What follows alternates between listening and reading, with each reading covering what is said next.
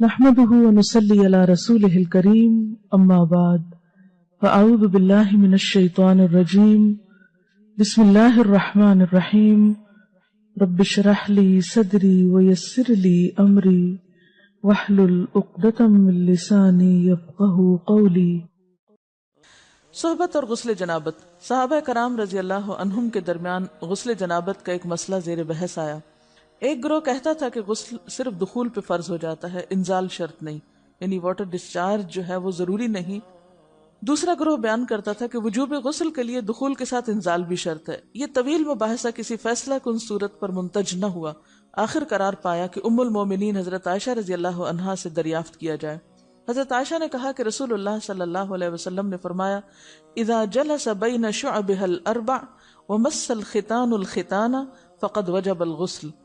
جب مرد عورت کی چار شاخوں کے درمیان بیٹھ جائے اور اس کا محل ختنہ عورت کے محل ختنہ کے ساتھ مس کرے تو غسل واجب ہو جاتا ہے۔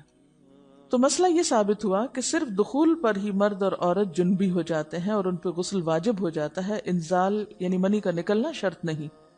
جنابت کے احکام۔ وجوب غسل کی حالت کو حالت جنابت کہتے ہیں۔ وجوب غسل یعنی جب غسل واجب ہو جاتا ہے تو اس حالت کو جنابت کہتے ہیں۔ جنابت کا لفظ جم سے، جم پہلو کو کہتے ہیں، نہیں بچنا۔ مندرجہ ذیل چار حالتوں میں مسلمان مرد اور عورت پر غسل کرنا فرض ہو جاتا ہے۔ نمبر 1، جوش کے ساتھ منی خارج ہونے کے بعد، اس میں احتلام بھی داخل ہے، یعنی کوئی ایسا خواب آئے یا ویسے۔ نمبر 2، صحبت کے بعد یعنی سیکشول انٹرکورس کے بعد۔ نمبر 3، حیض کے بعد۔ نمبر 4، نفاس کے بعد یعنی بچے کی پیدائش کے بعد۔ اس میں یاد رکھیے کہ بہت سے لوگ پوچھتے ہیں کہ اگر خواتین انٹرنل چیک اپ کرواتی ہیں تو کیا اس سے غسل واجب ہوتا ہے؟ تو کوئی غسل واجب نہیں ہوتا جب تک کہ ان چار چیزوں میں سے کوئی چیز نہ ہو۔ اس میں یاد رکھیے کہ بہت سے لوگ پوچھتے ہیں کہ اگر خواتین انٹرنل چیک اپ کرواتی ہیں تو کیا اس سے غسل واجب ہوتا ہے؟ تو کوئی غسل واجب نہیں ہوتا جب تک کہ ان چار چیزوں میں سے کوئی چیز نہ ہو۔ صرف منی خارج ہونے سے بات نہیں، بلکہ جوش کے ساتھ منی خارج ہونے کے بعد غسل واجب ہوتا ہے۔ رسول اللہ صلی اللہ علیہ وسلم نے فرمایا، جب تم عورت کی چار شاخوں کے درمیان بیٹھ کر صحبت کرو تو تم پر غسل واجب ہو گیا، اگرچہ منی نہ نکلے۔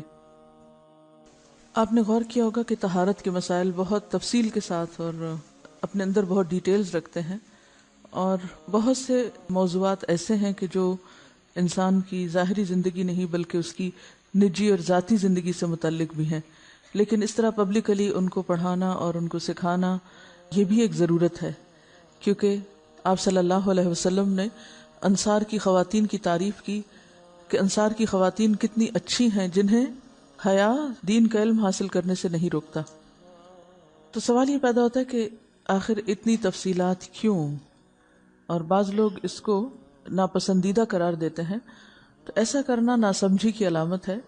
ہم دیکھتے ہیں کہ انسان اگر اللہ کے بتائے ہوئے طریقے کے مطابق زندگی بسر کرتا ہے تو اس میں خیر ہی خیر ہے، اور وہ صرف خیر اس کی اپنی ذات تک نہیں رہتی، بعض اوقات دوسروں کی بھلائی کا ذریعہ بھی بن جاتی۔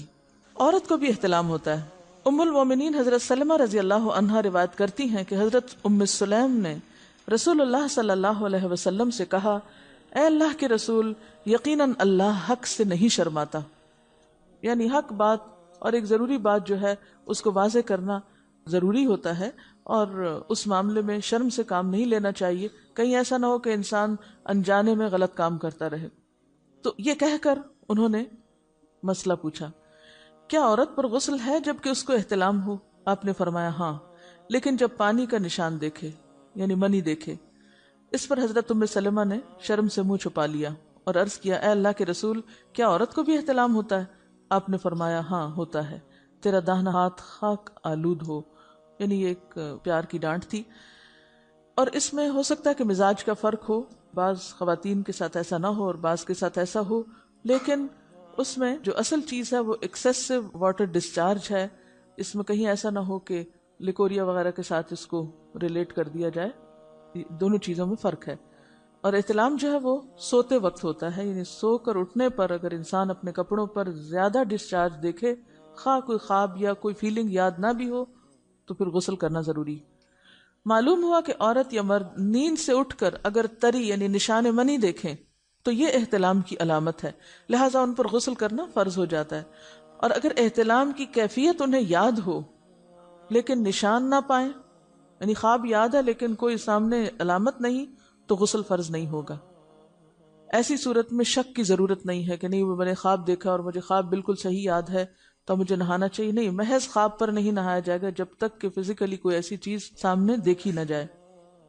حضرت ام سلمہ روایت کرتی ہیں کہ میں نے کہا، اے اللہ کے رسول صلی اللہ علیہ وسلم، میں اپنے سر کے بال خوب مضبوط گوندتی ہوں، کیا میں انہیں غسل جنابت کے وقت کھولا کروں؟